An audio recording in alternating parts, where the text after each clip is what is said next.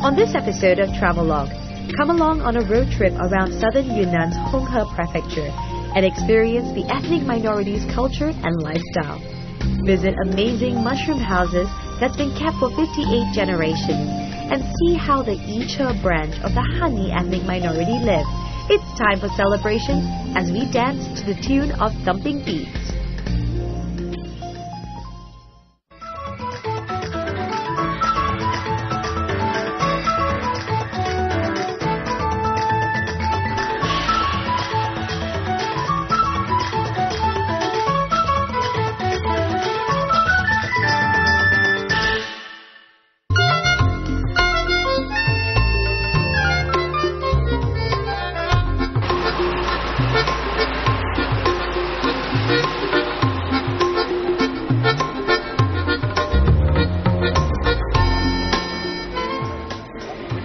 We continue our road trip in this Honghe Prefecture special series in southern Yunnan. Having covered Jianshui and Shiping, now it's onwards and forwards towards Honghe County in this episode of Travelogue. Well, what do you know? We were just in the car, and what are the odds of chancing upon a local wedding celebration? The bride's over there. I can't figure out if there are two brides or if one is a bridesmaid, but they seem to have lots of gifts and their bed sheets and bed quilts, and they're there receiving the guests. There's a bit of hustle bustle going on. After having our routine round of hearty bowl of rice noodles for breakfast, we came upon a wedding celebration tucked on the side of the mountain en route to Honghe County. I poked my nose and chatted with the lovebirds about their special day.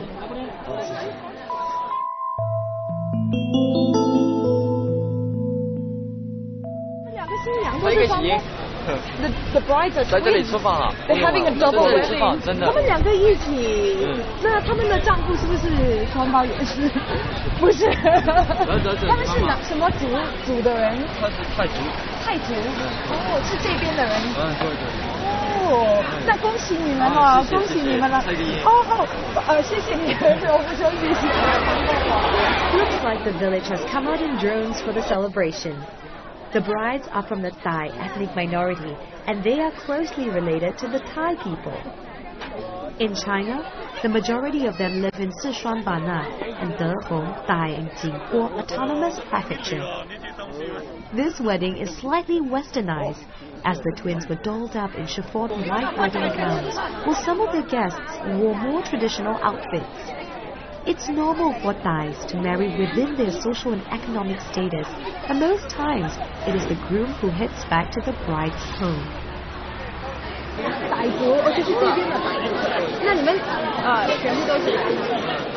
为什么要两个一样？就这么巧，就是你们都两个一样时间拍拖，还是怎么样去安排的这件事？因为我们是双胞胎。对啊，可是怎么安排的这么对？就他也是跟他对象，就这个我也不好说。这有缘分吗？就是缘分。Wow, it's real fate and destiny that they both getting married on the same day. 太棒了！好，真的恭喜你们。Thai cuisine includes rice as the staple, and sticky rice is their speciality. Hot and sour flavors characterize their food, but I find their people even warmer. The bride's mother was egging me on to stay. 那你今天应该是非常高兴的，对吧？对对， she can't stop smiling, she's beaming from ear to ear. 那真的是恭喜你，我们放乐器，多放乐器，送达，多放乐器。好，我们要走了。It's awesome. 多放乐器，不像忙啊。你们真的。Wow, the men are all preparing the food. It's amazing. Never seen such a big bowl of chicken soup, and it smells fantastic. I hate to go now, but all right, let's hurry along the road. Come on.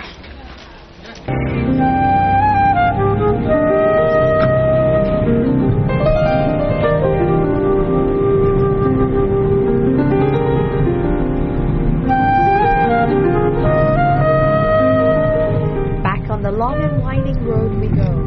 Honghe County lies just south of Shiping, and it'll be another 2.5 hours before we get there. The roads here are generally well paved for the most part. It's scenic.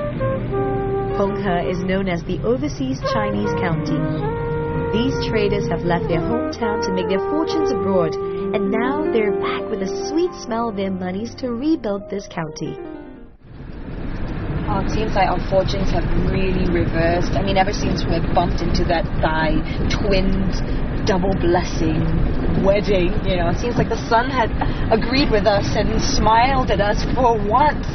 It's pretty good because we just dropped off our bags at our accommodation at Hong Kong, and now we are going straight towards Jiaying village, and we want to catch the honey villagers who are probably just going to be passing their day. There are rice terrace fields there, so I can't wait to see what that's like. I know it's not as famous as the one in Yuanyang, but it should be beautiful as well. And now, with the weather smiling at us for once, I think it should be a good sign. The honey rice terrace fields are tucked in a dramatic landscape and lush green vegetation. Part of our mission on this long road trip to Hong Kong is to capture one of the world's most spectacular agricultural heritage sites.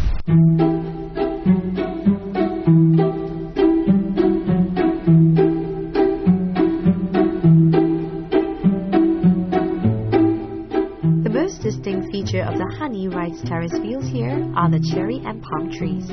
The honey people have been sculpting the barren valleys into a haven for rice crops.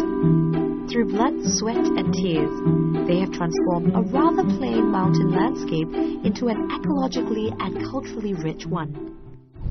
The earliest recordings of the honey people goes back a long way to the 3rd century BC. It's believed that a tribal people called Hayes were the possible ancestors of the honeys today. In Honghe, Hanni, and Yi Autonomous Prefecture, there are about 500,000 honeys, and Jiaying village houses the largest number of them in China.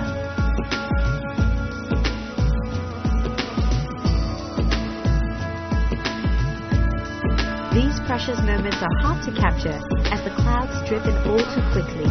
But when the sun hits the rice paddy fields at an angle that provides an unmatched iridescent glow, something magical begins.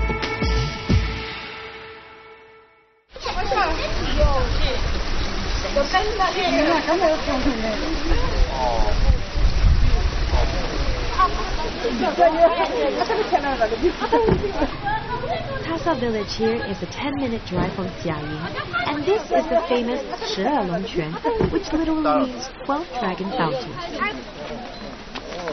Community spirit is the way to go here, as most of the areas are largely underdeveloped. You have to count on your neighbors. The village receives very little visitors, so as to retain great biodiversity.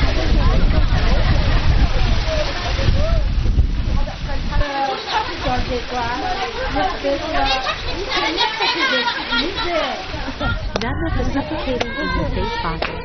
Here, you can just sit back and observe, or step in and join their ethnic rhythms and strides.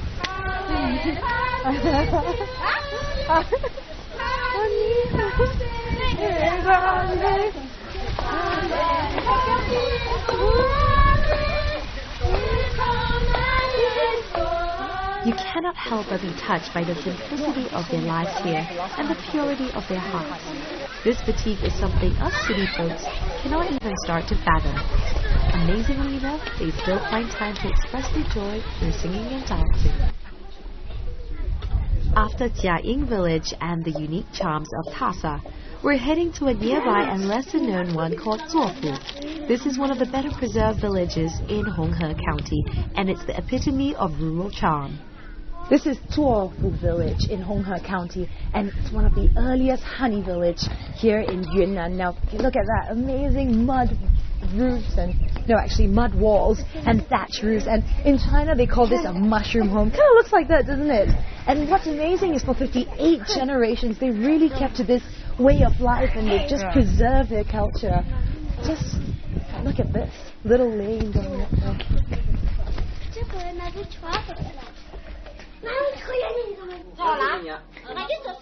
The mountain slopes here are dotted with 2 to 3 story houses.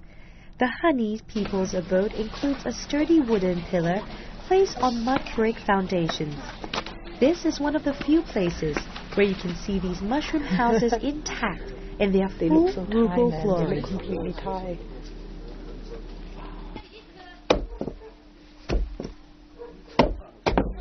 Life is simple here. Villagers live with their doors wide open, and you can just politely walk in and hang out with them. Here, the neighborly spirit is well and truly alive. It's a place where people don't live with fear and padlocks. And their friends are not just the two-legged kind. Livestock roam freely just beneath their wooden floors.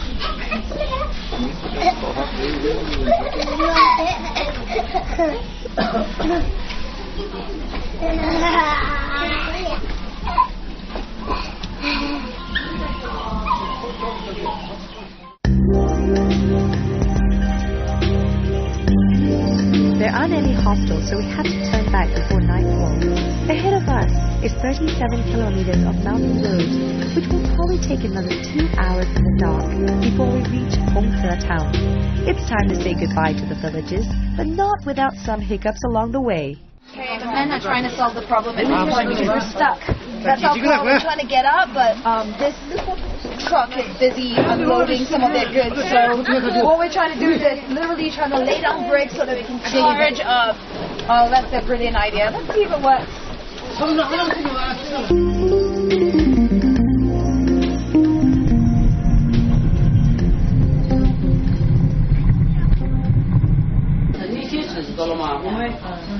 So we finally got ourselves out of that tight spot. I'm feeling kind of dizzy and tired right now, but you know, it was all worth it because the honey people were so surprising. They wore their ethnic outfits still to this day, and that was a treat to see them. But this is not. See, my director decided to set up this little challenge for me to break into the local culture, and he wants me to sample either one of these 3 bugs. So there's a silkworm. This is the bamboo worm. That's a wasp, and these are crickets. Okay, so I'll go for the smallest cricket. Okay. Close my eyes.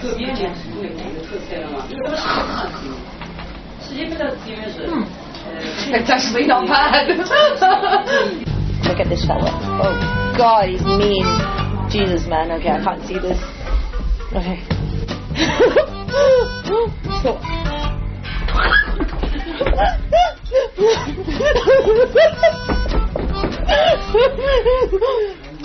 Hey, it's just fried. It tastes really fried.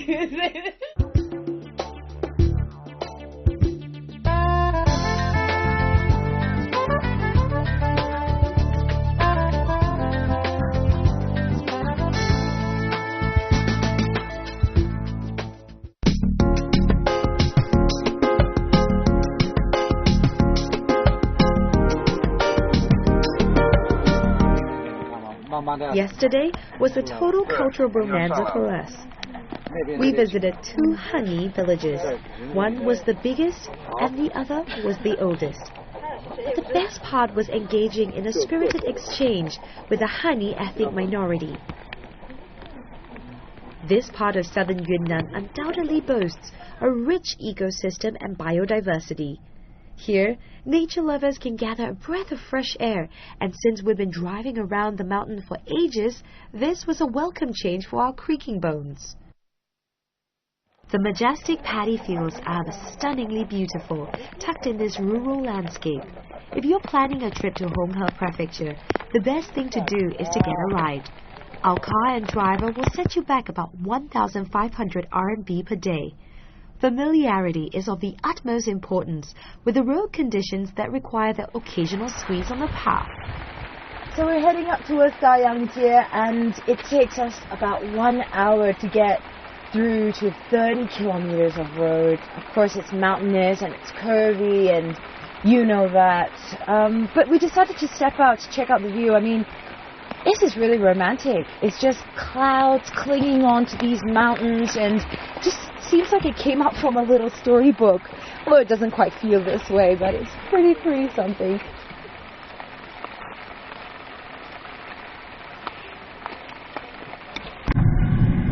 Dayangjie is situated on a slightly higher altitude, and locals call this place the village above the clouds. For that reason, some have labeled this as one of the most beautiful villages in China. We continue our slow ascent up and drove past fogs that obscured our vision. This is one of the main reasons why we have to be cautious. Mountain roads like these are frequently affected by passing wind and cloud cover. This is the home of the Icha branch of the Hani ethnic minority. About 75% of them live here, so it's a place you can't miss. Even though we had to backtrack 65 kilometers west of Honghe town. There are 20 branches in the Hani ethnic minority with distinct habits and outfits.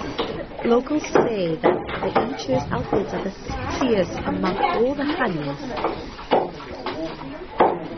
Their clothing modernized along with the rest of China, but you can catch them adorned in their traditional outfits during special occasions. Fortune smiled at us, and a group of amateur photographers were in town. The Hani women decked out for the cameras in their traditional homespun cotton jackets and shorts.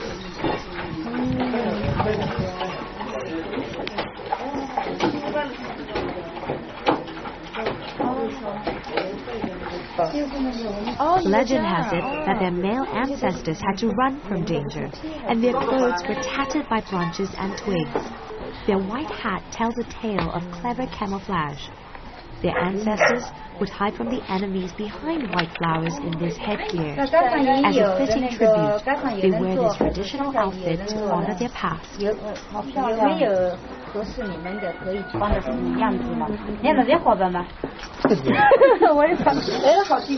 moment you arrive in this village, the resilient and sustainable ways of the people hit you. Their way of living has remained rooted in agricultural. 不觉得冷，外面就冷，现在已经没有风了。你们这边宜城的就可以说是最性感的少数民族吧。他们就是蛮美的，对吗？就很随意，就是很有自我，对吗？ Obviously, the women wear their shorts according to seasons, and not to mention when there are cameras in full flash. After rice planting season on the 3rd month of the lunar calendar in April, locals would celebrate. That's when you can capture the authenticity of their festive spirit as they wear their traditional outfits.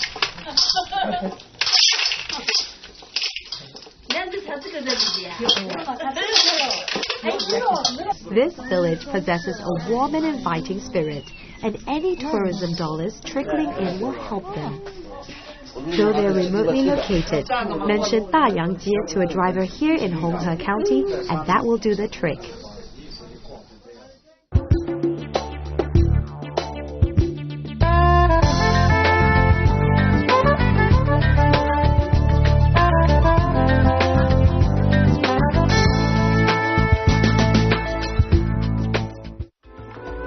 Making the rains go away proved harder, but with a sunny disposition and hope, we crossed our fingers and headed out for an authentic feast of Hani cuisine.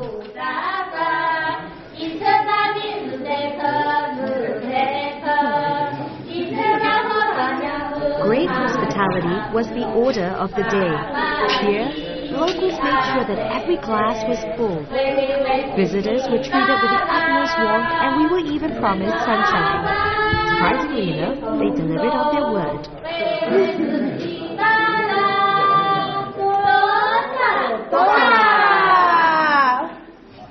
Anytime any guests would come, they'll come around, cheers, and you can't escape it. You'll have to drink their local made rice wine, and not too bad. It's very smooth, it's very fresh. I almost choked on that drink.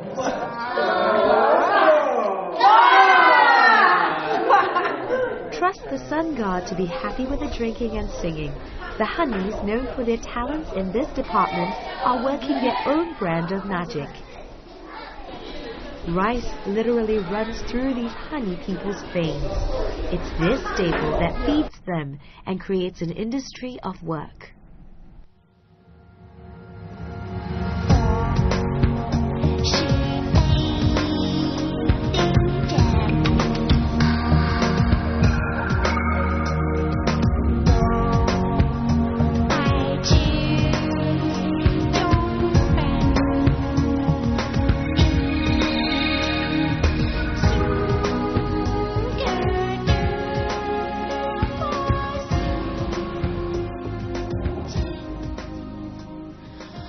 After food, we were treated to some ground-thumping moves.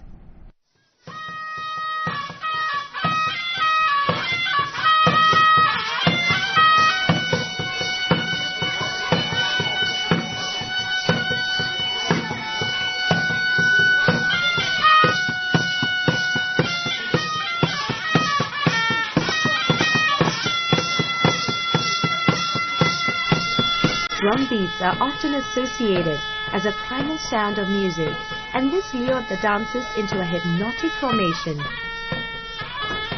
Their choreography juxtaposed the outfits they wore. The femininity in their moves was exchanged with strong, clean lines, be it the trance of their jingling ornaments or fancy footwork. The children and us found it an absolute delight.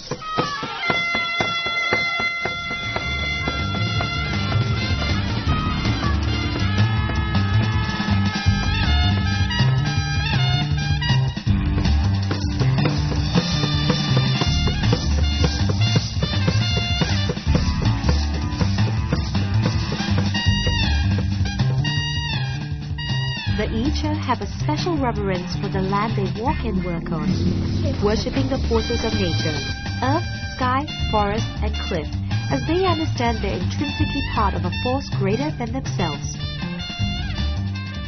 Dances, prayers, and offerings are ways to express their gratitude from the harvest they reap. Their thoughtfulness helped me connect to a sense of appreciation for the world, and it's been truly humbling.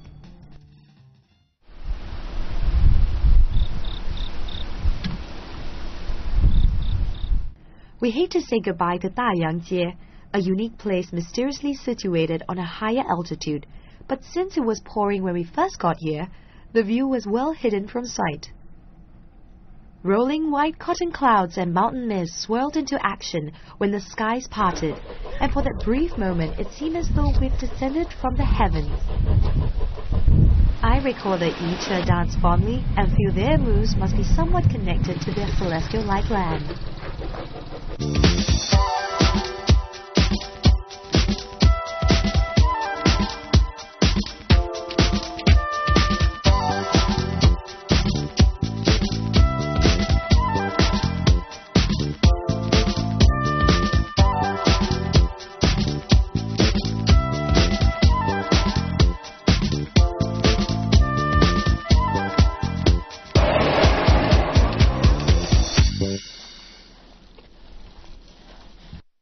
You know what this feels like? This feels like God had put these major dry ice in the middle of the mountain, and these dry ice are there to make this grand entrance for a very special VIP who's going to walk through the stage. I mean, this is the Garden of Eden. Wow.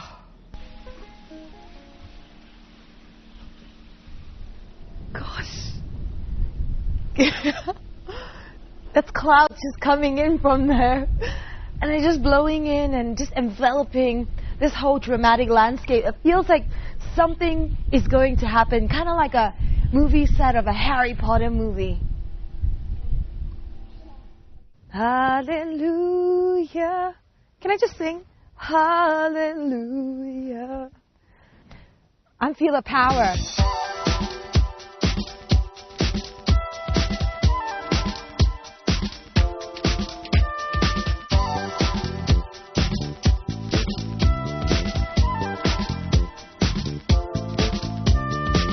We have covered Jianshui, Shiping, and Honghe counties, and our remaining trip will take us to the rest of Honghe Prefecture.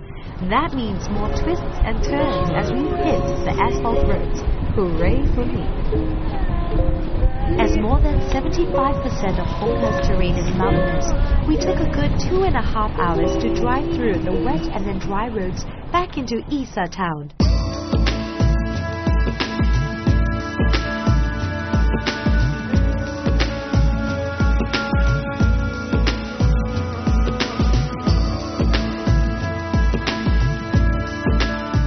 Known as the home of overseas Chinese in Honghe County, locals back then left with one foot in China and the other abroad, where they steadily built their wealth. Clearly, they have fought their fortunes back home. Long time ago, local merchants left to Southeast Asia on horses and they were trading, and they made lots of money, made a pal, and they came back and built something like this, which has a bit of Southeast Asian flavor. Really nice. You know, Hong He County has been so interesting. It's got such a fascinating mix of authentic honey culture, and really it's not a place that comes to mind for travelers, which is a pity, but now the secret is out. And our next stop is going to be Yuanyang, and I've got high expectations for that place.